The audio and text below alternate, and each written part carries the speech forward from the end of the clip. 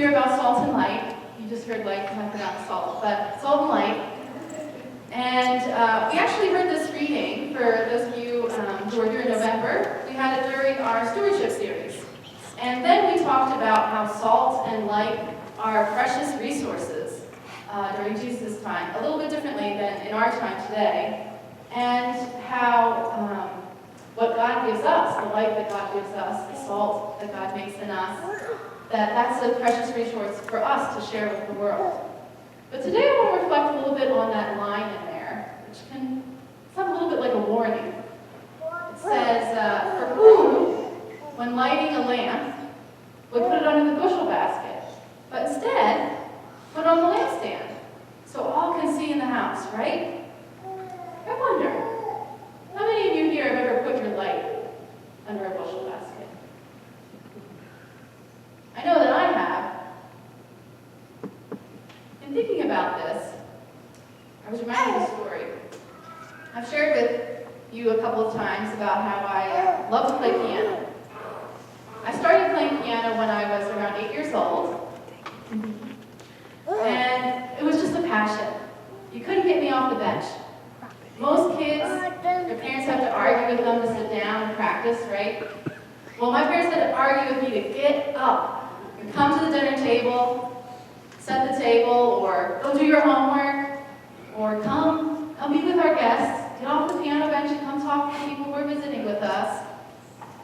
I was just glued to that piano bench. I loved playing the piano.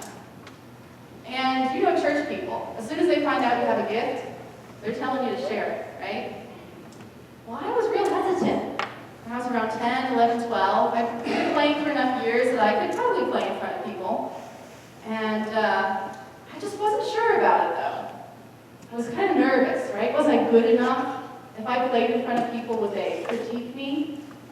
And I think also, maybe not consciously, I was afraid that this passion, this thing that brought joy into my life, that if I started doing it in public as a responsibility, that it would become a kind of duty, and it would no longer be a joy. I was kind of afraid that sharing it would cause my light to go out, right? And then, when I was in high school, as I've also shared with you, I got really sick. I had a neurological illness that went undiagnosed for 6 months. And during those 6 months, I had to give up a lot of things because I was limited in what I could do. And one of the things that I had to give up was piano, and it was devastating. It was horrible. Here's this thing that I loved, and I could no longer do it.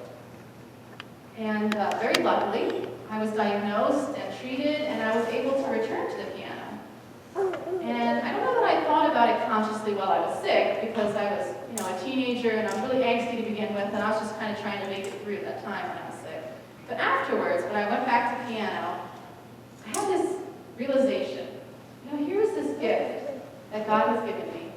At any point, it can be taken away. But while I have it, why not share it? And so then when people started to ask me to play piano for things, those church people especially, I started saying yes. And I started doing it and sharing my gift. And I found that it actually increased the passion and the joy. So I want you to think about a time in your life, some passion that you had, some light that you were afraid to share, that you put it under the bushel basket, maybe for fear that somebody else might blow it out. This past week, we talked about how shame can cause us to cover up some of the broken parts inside of us that actually can be a vehicle for sharing God's love.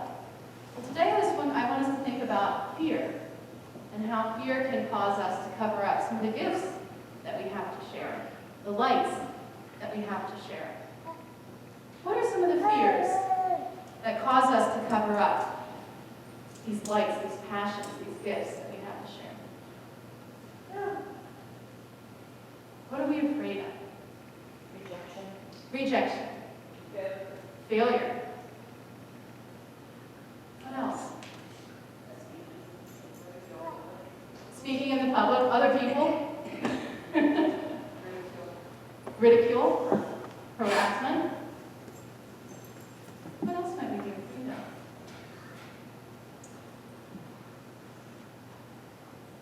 case, it was duty, right? Rope me in, it's going to be a chore. But often, what figures large is judgment, right? We're afraid of judgment. In the psalm today, we hear this line, happy are those who fear the Lord. What? What's with that line? How can fear make us happy?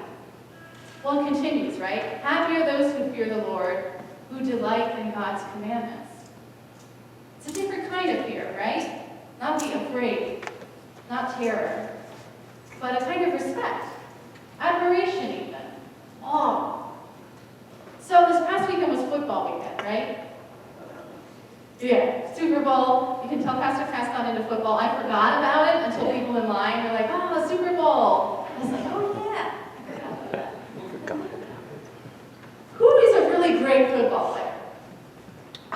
Brady. You know. Brady. These are New Englanders back here. That's all right. Some other folks up here are from New England. Yeah, and one in the back. Joe Montana. All right. Is that true, everybody? Is that a good football player? It was, Sure. yeah. Oh, that was begrudging.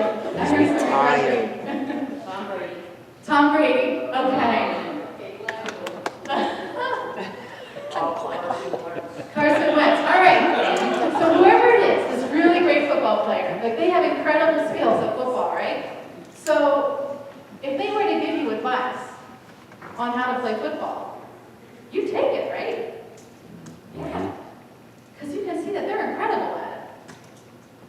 That's kind of what this is about. God is incredible at everything. God is incredible.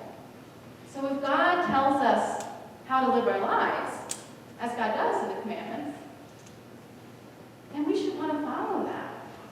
Because we know God's incredible. But commandment, that word, we can sometimes get caught up on it, especially as Lutherans. Sometimes think of it as this impossible standard that we're never going to measure up to. But it's actually meant to be a guide. You might even say, a light to show us how to live. Something that's meant to fill our life with good things and help us to avoid the bad things in life. And sometimes we can get caught up in the details. Well, Pastor Pat, all those commandments they had back then, do they really apply to us in the same way today? You're right, we can get caught up there. But thankfully, Jesus kind of boils it down. Do you remember how Jesus boils the commandments down? He says, ultimately, this is what it's all about.